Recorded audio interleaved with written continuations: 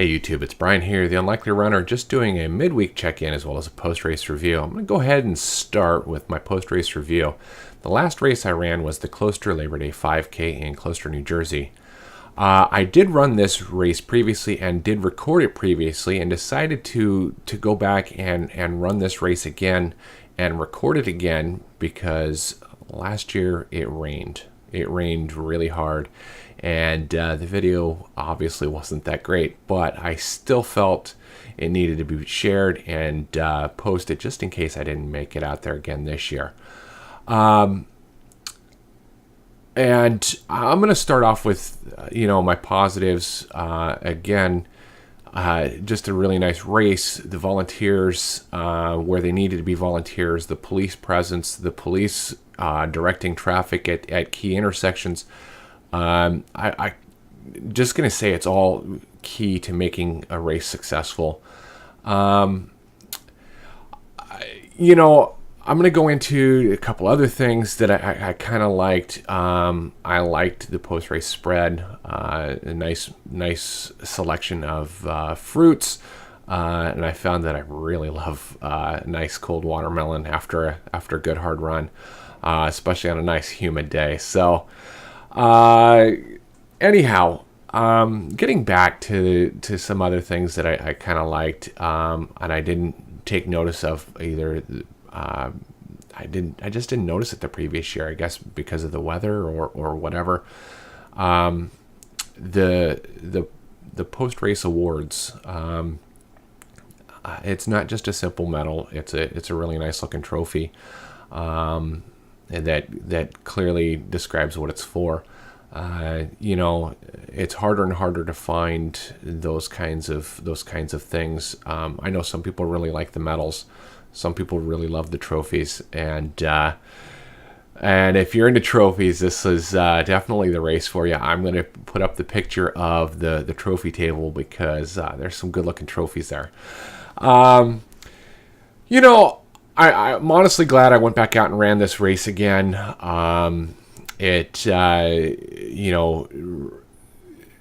Really, I went out and I found myself saying, I don't remember this from last year.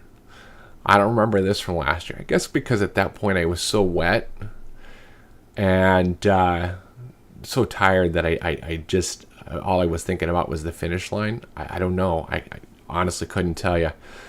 So it was nice to go back and see it, and nice to run the course again. A special shout out though to the folks over there on Carlson Court. I don't know if you noticed it in the race footage between let's say timestamps of 13:23 and 15 minutes. They had a welcome to Carlson Court written on the street, and about every 10 or 15 feet they had something inspirational written. And it was kind of neat running through the neighborhood. There was a lot of people out watching, cheering you on, clapping for you. And just a big shout out to the folks over on Carlson Court. It didn't go unnoticed. And, I really appreciated it. And I'm sure plenty of others really appreciated it. So thank you for that. And, like I said, I just really, really enjoyed the race. I'm going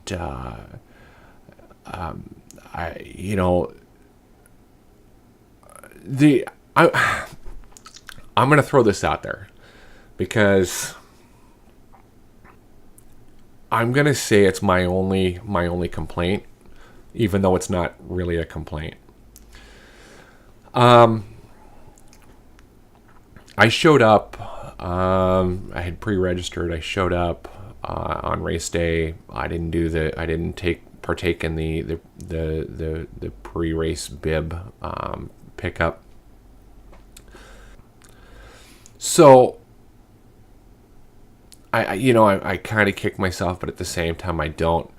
This year's shirts were a nice orange color, and if you've seen me running, you know that's kind of my thing, is either the bright yellow or the bright orange, and I was kind of liking the shirt.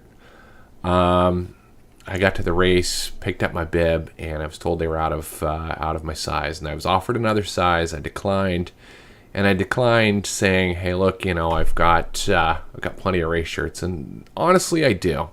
Honestly, I have tons of tech shirts. I have some that I've never even worn for whatever reason, and I've got some that are in regular rotation during runs and workouts. It doesn't bother me too much, like I said, because I've got so many. But there may have been other people that walked away feeling a little miffed about it. That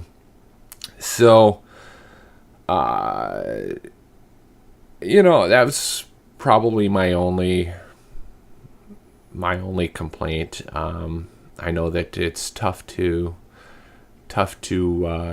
accommodate all shirt sizes, not necessarily knowing who's showing up and looking for what, especially on race day. But I think when you pre-register, though, you tell them your shirt size, so you should have had that, and maybe separated the pre-registrations from same-day registrations and guaranteed pre-registrations with a shirt.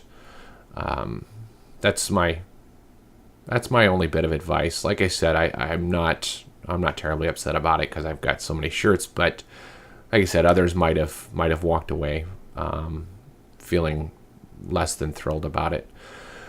Anyhow, my next race, the Lambert 8K Classic at Garrett Mountain. I've run there before. I've attended some cross country events there as well. It's a very popular location to run because it does offer a very challenging course. And I haven't run this particular route, so I'm looking forward to it. I do know that there's going to be lots of hills involved, and it's all paved, which is great. Kind of wish though that they had maybe offered some trail running races in this particular location. I would be interested in that, but that's just me. So with that, I'll be back, I guess, as soon as I've got my next race. I may actually schedule one before the Lambert 8K Classic, just because it is late October. And don't go looking for it because it is the inaugural year of this race, and there isn't a lot of information out there about it. I had to go look through the USATF site for the course map, because it is officially measured and certified as an 8K. So I'll be back with my next race footage, or maybe even a midweek check-in if there's another race that comes up between now and then. And I just want to say thanks for taking the time to check out my video, and I'll see you soon.